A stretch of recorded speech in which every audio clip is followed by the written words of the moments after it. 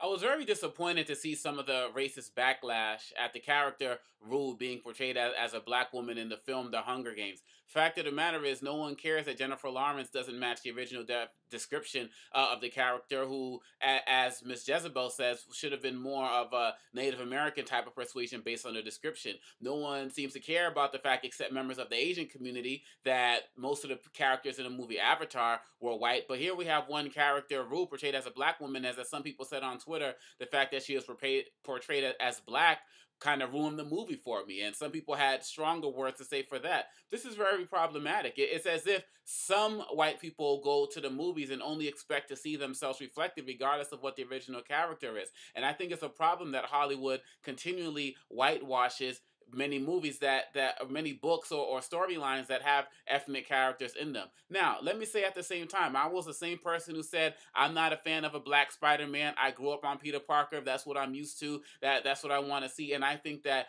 Marvel, DC, other organizations and companies should introduce new characters for people to fall in love with. I didn't particularly care. I was kind of either way when I saw Michael Clark Duncan portrayed as the Kingpin, for example, in the Daredevil movies. At the end of the day, I think that it's important that Hollywood really stick to the script and find diverse writers who can introduce new characters in the way that the original writers wanted them to be portrayed. We see the same thing with Ursula Gwynn and Earthsea on the Sci-Fi Channel. Characters who are supposed to be dark skinned completely changed up. I don't understand this. People want to say that we're post-racial, but we don't want to have the movies on the big screen really reflect that. I think that we have a lot of work to do, and quite honestly, Hollywood is going to be the last bastion, the last place that we're actually going to see a post-racial America. The roles that are out there for non-white characters are just not strong enough, and there are not a multitude of characters